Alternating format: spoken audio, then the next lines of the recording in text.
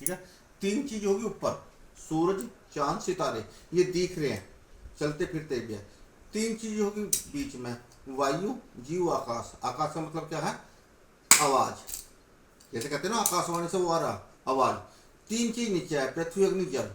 इन्हें चलाने वाला कौन है, केवल एक परमात्मा है ना, उसके अनुसार तो चल रही है।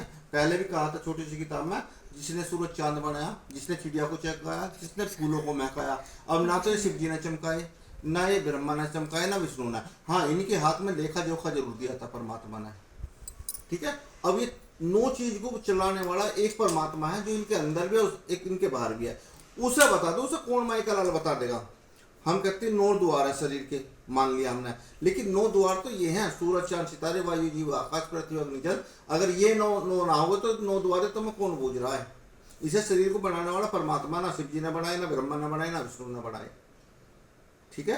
तो ये कभी कभी जब हम नहीं थे, जब युग भी नहीं था, जब परमात्मा था जो खुद बना, और जब हम नहीं रहेंगे या कुछ भी नहीं रहेगा, जब भी परमात्मा रहेगा, तो परमात्मा उसे कहते हैं जो खुदा है, खुद बना है, वो किसी ने नहीं बनाया, उसने सारा संसार बनाया। जब उस ज्ञान को जान जाएगी ना, फिर उसे कहते हैं ब्रह्म ज्ञान।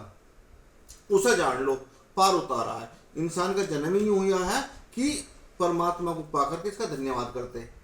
दुनिया कर रही है पाने की भक्ति, परमात्मा मिल जाए, ब्रह्म ज्ञानी करता है इसे पाकर के भक्ति, तेरा लाख लाख शुक्रिया, अभी मैं तेरे यहाँ आया हूँ कार्ड लेकर, अब मैं तेरा धन्यवाद कर रहा हूँ, क्यों मैं तुझे जानूँ। और जिसका ना जानता तो कहाँ धक्के खाऊंगा, कहाँ धक्के खाऊंगा, क्यों, क्योंकि उसे जानता ही नहीं। कहते ना, बिन देखे मन नहीं मानने, बिन मन मानने प्यार नहीं, प्यार बिना ना भक्ति होगा, बिना भक्ति नहीं है पार नहीं हुई किसी की भी आज तक। वरना जो ऐसा का आया है ऐसे चले जाएगा, तो उसे 84 लाख यूनियां जो हैं वे मुंह पड़े बाट देख रही है कि उनमें जाना होगा। और जो इसमें इसे जानिए, किसे, अपने बाप को, अपने पिता को, तो वो अपनी गोद में ले लेगा। जैसे तुम्हारे बच्चे पढ़े हैं लिखे हैं, वो तुम्हारी आज्ञा मान रहे हैं, तो तुम उनके सब कुछ करके दोगे, और वो तुम्हारी ना मानना तो उसे बेदखल कर दोगे। जब तो सारा हमारी मानते ना, तू जाना तेरा काम जाना। अभी हम किससे मुख मोड़ रहे हैं, परमात्मा से, क्योंकि परमात्मा ने गर्भ में से जब पैदा करा था, उसने ये वायदा करा था कि जैसे तो क्या हुआ परमात्मा वैसे ही मैं चलूंगा, इस गर्भ में से निकाल, क्योंकि यहाँ बहुत कीचड़ है, बहुत गंदगी है, बहुत बदबू है, सब चीज़ पेट में रहती है। तो जब वायदे करके आया था, यहाँ वायदे जैसे जैसा बड़ा करता आया, बड़ा होता आया, वैसे ही भूलता चलेगा इंसान।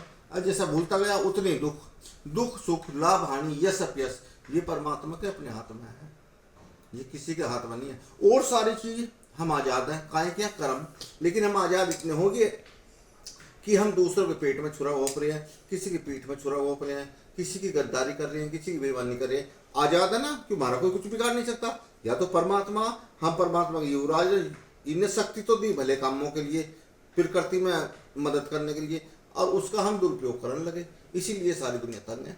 पेड़ सारे काट के हमने कहीं कुआड़ बनवा लिया, कहीं फर्नीचर बनवा लिया, कहीं कुछ बनवा लिया।